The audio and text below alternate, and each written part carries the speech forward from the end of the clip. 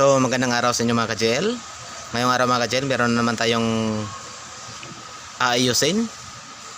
So ito, isang amplifier mga ka-JL, isang EB3 Auto. Meron siyang Bluetooth, 500 watts daw. Yan. So ito naman yung sira niya mga ka-JL. Meron siyang power pero walang sounds mga ka-JL. So siguro mapapalaban tayo dito ngayon. Parang mahirap ito. So buksan natin mga ka-JL at saka ayusin na natin para may balik natin sa may-ari. So standby lang mga ka-JL. Pero bago yun mga ka-JL, intro muna tayo.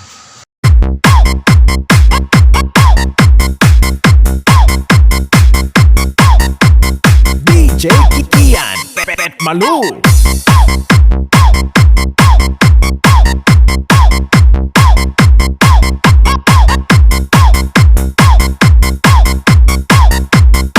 So ito na siya mga ka-JL. Star Kobe Play yung brand nito. Yan.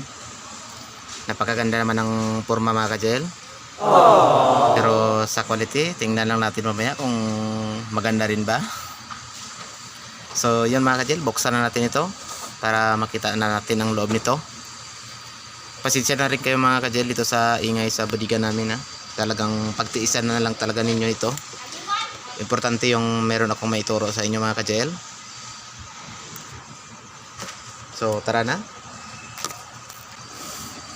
So yan, di pa siya nabuksan mga ka-JL. Simulan na natin ang laban mga ka-JL. Siguradong mapapalaban tayo nito.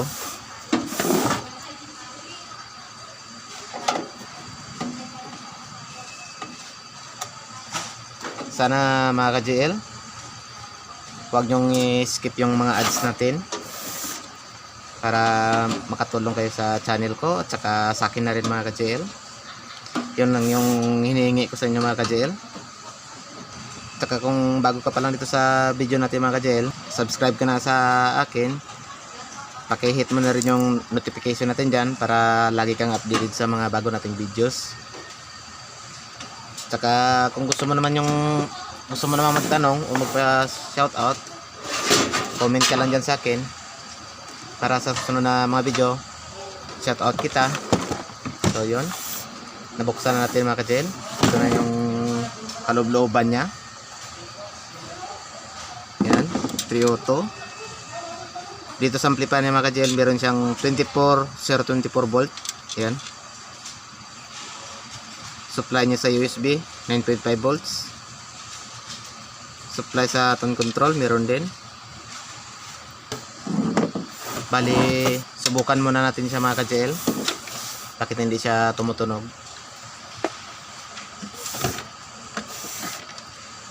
Saksak na natin.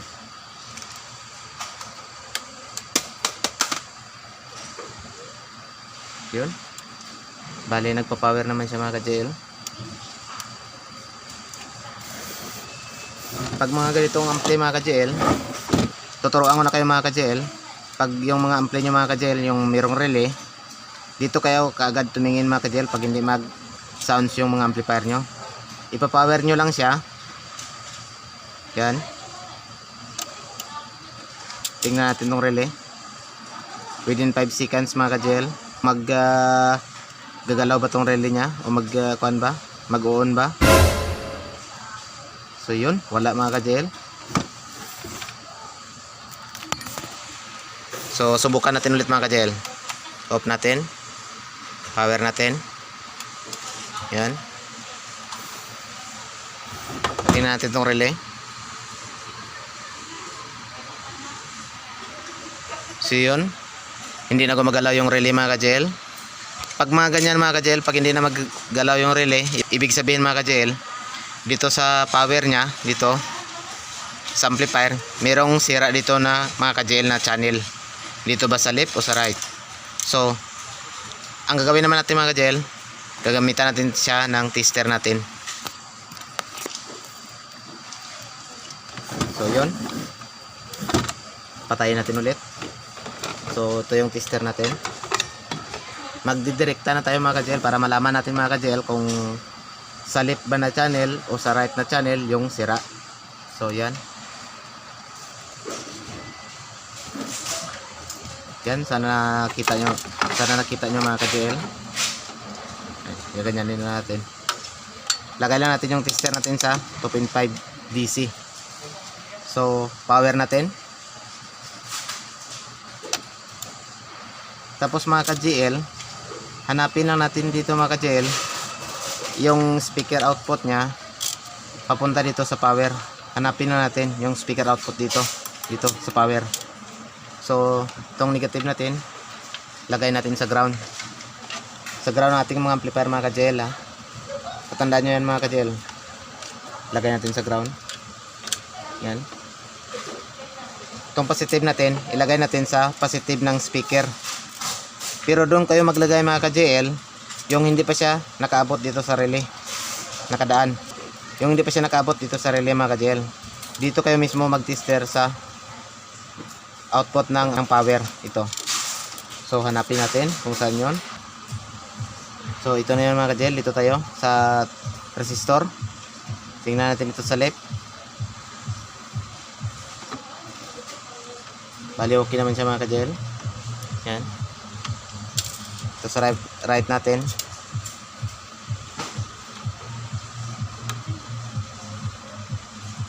Parang okay din natin mga ka-GL.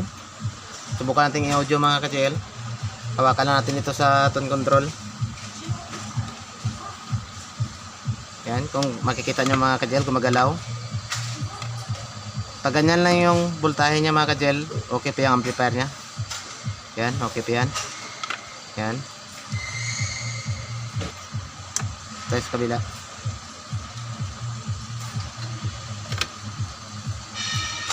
So, yun mga ka-GL. Okay yung amplifier natin mga ka-GL. Walang problema.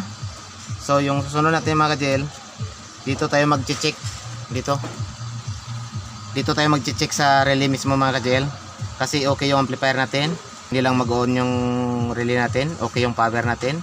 Na-check na natin.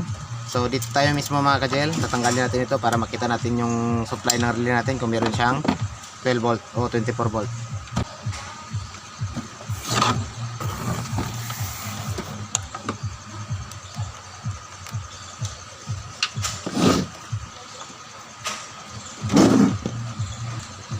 Forward lang natin yung video natin mga ka-GL para mas madali tayo.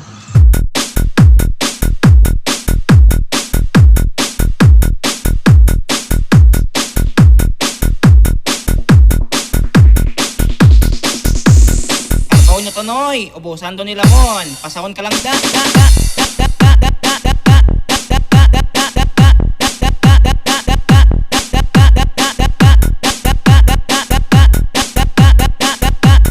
Bali ito na siya mga ka-GL.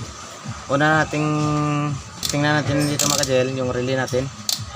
So kuha natin yung tester natin sa 50 volt DC.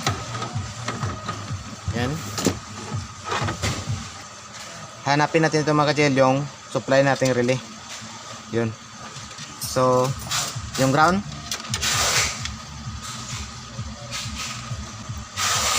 Maingay mga ka-GL. Hindi tayo mag-concentrate nito. Palipasin muna natin mga ka-GL yung ingay. So yung titingnan natin ito mga ka-GL, kung mayroong pumapasok na supply ito sa relay natin.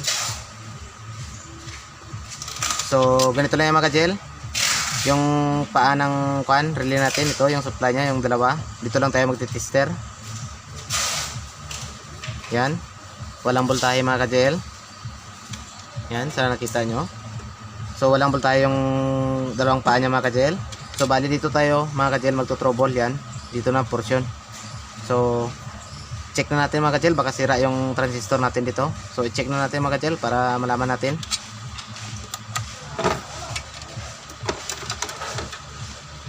Pag mga ganitong trouble mga ka-GL, huwag nyo nang pakilaman yung iba niyang portion dito. Sa ibang portion mga ka-GL, wag na kayo. Dito lang kayo magpo-focus mga ka-GL kung saan banda yung sira niya. Kung sa amplifier yung sira niya mga ka-GL, kung sa left, dito lang kayo sa left na linya. Huwag na kayo dun sa right. Kung sa right naman mga ka-GL, dun rin kayo sa right. Pag dito sa relay, dito rin kayo sa relay mga ka-GL. Magpo-focus ng pag-aayos.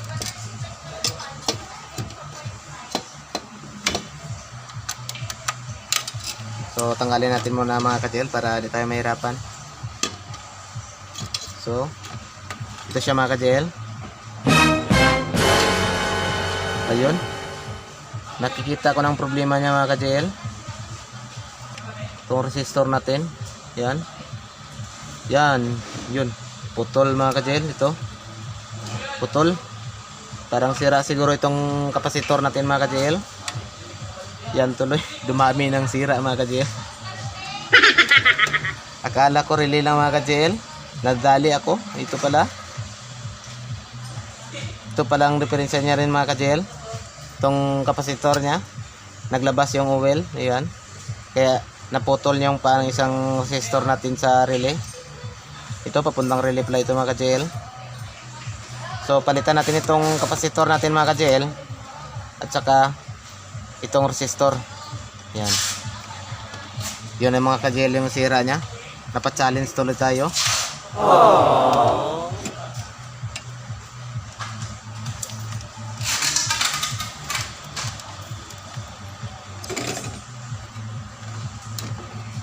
So ito mga ka-JL. Yan. So okay lang yan mga ka-JL. Okay naman yung amplifier natin. Ito lang yung sira niya, yung kapasitor. So palitan na natin. Hanapan na natin ito ng kagaya nito. So meron na tayong nakita mga ka-JL. Yan. Tingnan nyo mga ka-JL. Talaga yung China mga ka-JL. Parehas lang mga ka-JL. Pero parang anak niya lang yung isa. Napakalayo ng diferensya mga ka-JL. Tingnan nyo naman. So okay lang yan mga ka-JL. Ilagay pa rin natin ito. Hindi na natin masisisi yung kumpanya dito. So yan mga ka-JL. Ilagay na natin mga ka-JL.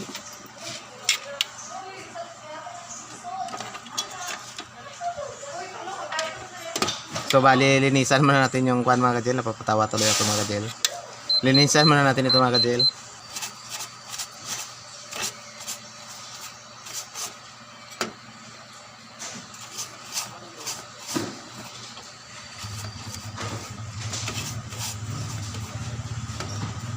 So yan mga ka-JL, nalinis na natin.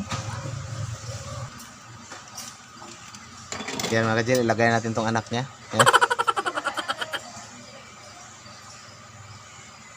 Mas maganda siguro mga ka-JL. Para naman pangit tingnan mga ka-JL. Palitan na lang natin siguro ito mga ka-JL. Kasi tingnan nyo naman mga ka-JL oh. So yun, palitan ko na lang mga ka-JL. So ilalagay natin tong anak niya mga ka-JL. Yan. So yung resistor naman natin mga ka-JL, papalitan natin na rin natin ito.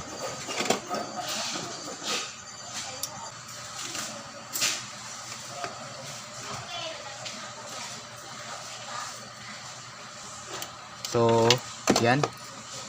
Tapos na siya mga ka-JL. Yan. So ibabalikan natin mga ka-JL para masubukan na natin. Saksak natin.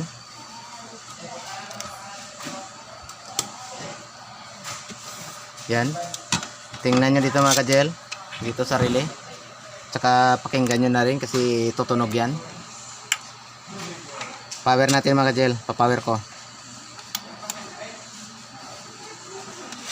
Kitang-kita nyo yung mga ka-JL. Yan. Yun. Ulitin natin.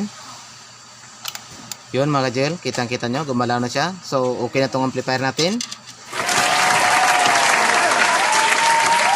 So, pero bago natin ibalik mga ka-JL, susubukan muna natin yung tugtog niya mga ka-JL para marinig nyo naman.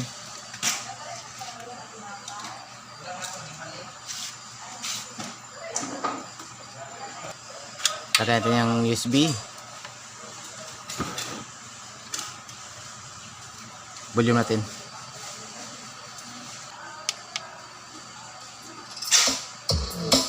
So ito na siya mga ka-JL, yung tugtog niya.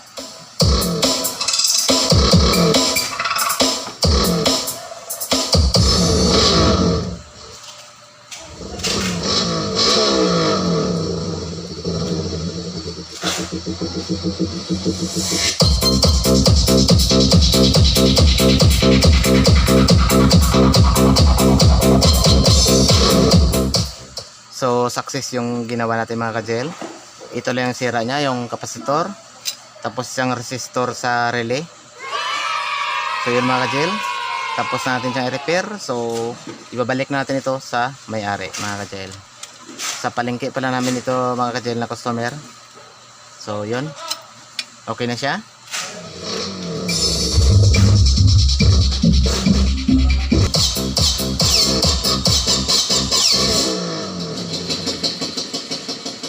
So mga ka-gel, maraming salamat sa pag-subaybay nyo sa mga video natin. So mga ka-gel, subscribe nyo na ako. Saka huwag nyo na rin kalimutan i-hit yung notification natin dyan. So susunod naman natin mga video mga ka-gel.